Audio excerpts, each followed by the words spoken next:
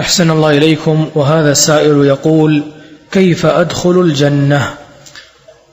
يقول عليه الصلاة والسلام: كل أمتي يدخلون الجنة، كل أمتي يدخلون الجنة إلا من أبى. قالوا: ومن يأبى يا رسول الله؟ قال: من أطاعني دخل الجنة، ومن عصاني فقد أبى.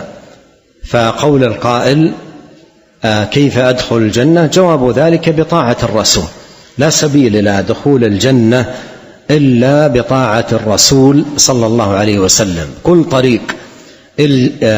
طريق إلى الجنة مسدود إلا طريق الرسول عليه الصلاة والسلام، ولا سبيل إلى الجنة ودخولها إلا بطاعة الرسول. ادخلوا الجنة بما كنتم تعملون من عبادة وطاعة وامتثال لأمر الله وأمر رسوله صلى الله عليه وسلم.